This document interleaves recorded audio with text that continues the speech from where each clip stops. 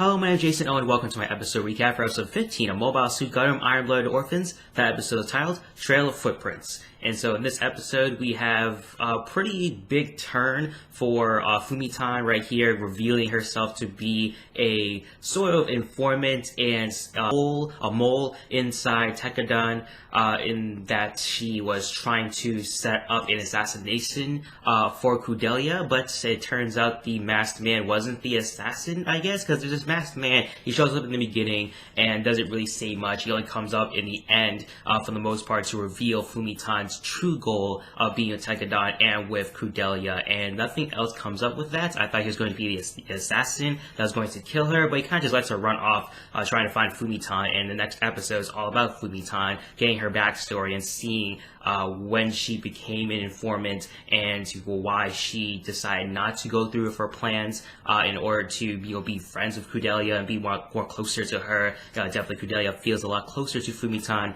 than she actually is, but Fumitan is conflicting her feelings there. So a really big turn here in this episode. Really did feel a little bit rushed. I think it just kind of comes out of nowhere, kind of just getting through the point across right away. So it's very really rushed ending, I think, but definitely the next episode really is going to slow things down and get more of a backstory on Fumitan.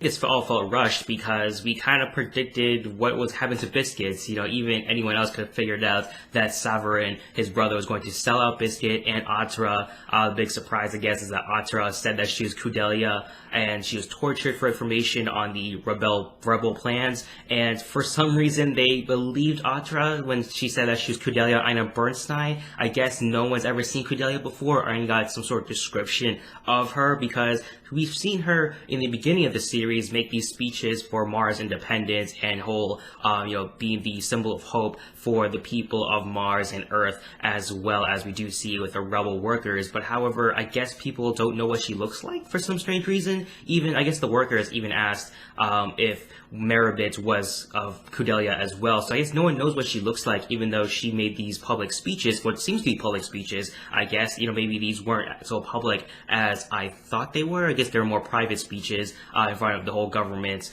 of Earth and such there. And so very interesting and very weird. Seems like a big plot hole, I think, if I'm mistaken, if her appearances have not been as public as it kind of seems they are. But definitely it does seem like if someone's seen Kudelia before, then you would kind of think that description is very different than Atra's, because she has big puffy blonde hair, really long blonde hair. She has, pretty decently big breasts, and she's very tall, and I don't know what their heights are according to the metrics of the series, but definitely she has a very distinct look, and so it does seem like it'd be a lot easier to find out who Kudelia is. I guess also makes sense why she's not really mistaken or seen when she's walking out in public on Dort 3, but definitely seems like a weird plot hole in the series if no one knows who Kudelia looks like, if everyone's trying to look for her in Galahorn. So a very weird plot hole they introduced here. Not really introduced, but sort of just brought on right away. So it seems very weird at that. But Asura does get tortured. Mika does come in for the rescue. He even tries to massacre all the other guys who try to torture Atra for information. But luckily for Atra, she did convince Mika to leave, and everyone else made their escape.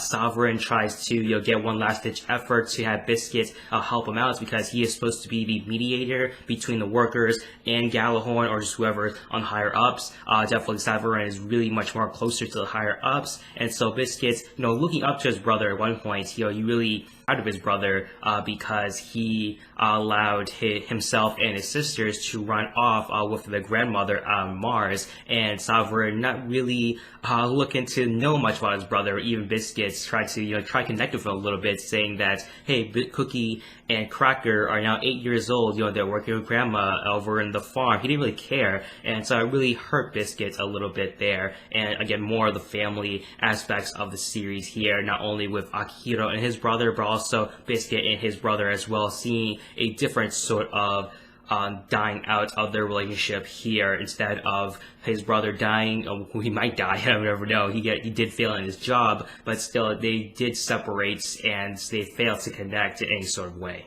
really in the episode. After that, in the end, you had the workers getting ready to rebel against the higher ups. It really did seem abrupt for the ending here, and definitely Kudelia's missing now, and she's off trying to find Fumitan. Obviously, Mika, bad choice of judgment just to leave those two alone instead of trying to take them somewhere with Orga. But definitely, this kind of lets the situation where everything that could go wrong kind of does go wrong, at least for Kudelia anyway, when her best friend or sister, as a matter of fact, just leaves and just betrays her in some sort of way. She didn't die or anything. Like, really, who's that masked man? Definitely we see him in the opening theme here, but definitely don't know him just yet. So I'm sure it'll play some sort of impact.